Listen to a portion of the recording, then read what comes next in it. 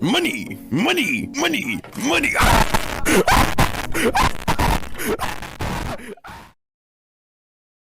The Super Smash Bros. Killer. It's here!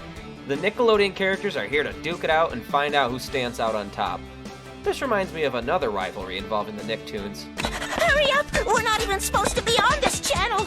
In the mid-2000s, Nickelodeon and Cartoon Network were always going at it. Cartoon Network even has its own Smash clone. So it begs the question, who stole Smash better? So let's talk about Nickelodeon first. Right off the bat, it looks really nice.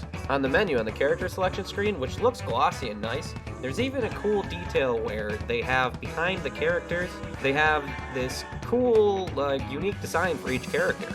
The roster is pretty expansive, but you can't help but feel like people are missing, and that's because I think there's gonna be some kind of DLC system. I mean, they only have 2 Ninja Turtles in the game. Speaking of this character roster, where's Arnold? Oh, there he is. Oh god, look at Ren.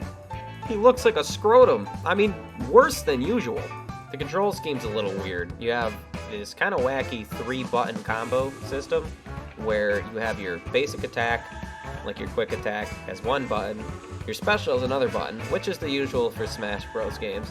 But instead of having a powerful, side smash or something, you have to use the heavy button, which is, you can get used to it, but it's a bit different. Dodging's another weird thing, because watching any of the gameplay, people were really excited about the wave dashing, which is really competent, but it's weird that you have to hold jump button and block. Another weird control thing is that instead of being able to walk or slow down, you have to run constantly. You push the stick any amount of force, you're going to run across the screen. One thing this game lacks is items. There's no throwables or shootables or anything. The songs are all really good.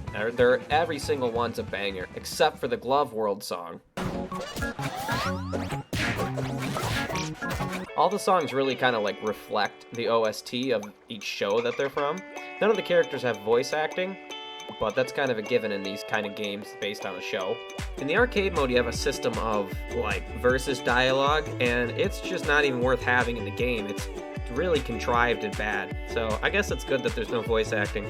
One thing that's also really cool is that the victory screens are all really cool. They're all really fun to look at. As far as gameplay, there's not a lot that you can do. You can do the usual free-for-all or fight your friends, time mode, and stock, the usual. The only other game mode they present to you is sport mode, which is pretty much all the same, except for all of the balls have different physics. The soccer ball just stays on the ground, the football you can only grab, the Tommy ball has different point system, the yarn has heavier gravity, and plankton ball is big. If you go into training mode, you can even view the hitboxes, which is something super in-depth and competitive in other games. And it's just right here in this little party Nickelodeon Smash Bros. Game. For the rest of the game, there's no single player except for an arcade ladder, which is kind of nice, but it'd be nice if there was more than just an arcade ladder. Looking at the arcade ladder, looking at these renders on here really makes me want to have these as amiibo. So I know I've been kind of hard on it, but looking at this game and its controls and its nice graphics and its colorful roster, it's really quite a fun Smash Bros. Clone, and it's a good time to sit down with your friends and duke it out. Plus, being able to play with GameCube controllers on the Switch version is really a nice added bonus. So here we are with Cartoon Network Punch Time Explosion, XL version. And this came out about 2011, which is a weird turning point for Cartoon Network in that you're going to see in this game they have older characters like Powerpuff Girls and Johnny Bravo, and newer characters at the time like Chowder and older Ben 10. Overall, with unlockable characters, the roster is pretty expansive. So an interesting aesthetic about this game is that it looks like what you would see in a Cartoon Network bumper in between each show. That's kind of the aesthetic they picked for the menu, which is nice. Another thing this game does that's accurate to the Cartoon Network brand itself is have George Lowe be the announcer. And George Lowe, if you don't know, was in a lot of cartoons and commercials for Cartoon Network. Gameplay-wise, this is only a 2-button fighter, so similar to Smash. It even has charge attacks like Smash does. One thing about the gameplay is when you use a down special or most strong special moves, it locks you in an animation, which can really leave you vulnerable and isn't always the best thing. Getting launched off the screen is actually quite tough. It takes a lot of damage before you can actually launch your opponent with just your moves.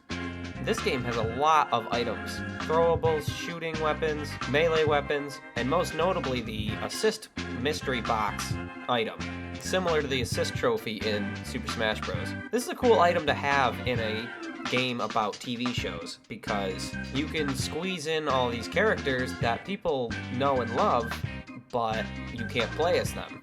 But it's still a good way to have them in the game. Speaking of the assist trophy type characters, it's actually quite broken. If you could keep running to the mystery box and getting an assist trophy, you can pretty much dominate the match.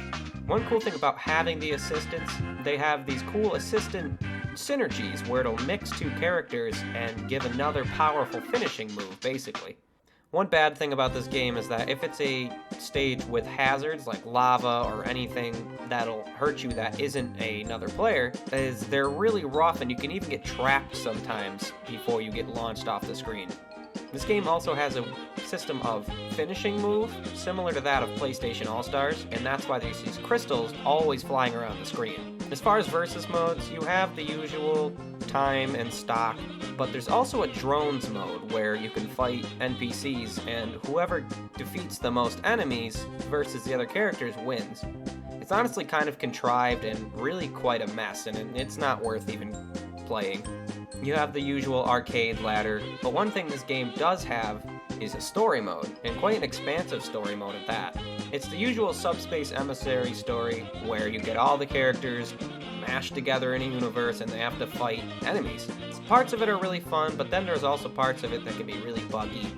But it's just nice to, if you ever pick this game up, you would have something to do by yourself. This game does have some voice acting, however, not really much in the story mode. There's not huge lines of dialogue. Where the voice acting does take place, there are a lot of the genuine voice actors from the show, but a lot of them have been replaced with other people who are more affordable for the game. Overall, this game's aesthetic and likeness to the property is really good and accurate. However, the gameplay kind of suffers in that it's very floaty, the gravity's weird, and certain things could get you killed that aren't supposed to. Overall, it's a pretty fun novel, but not very competitive. So where does that leave us? Which one's better?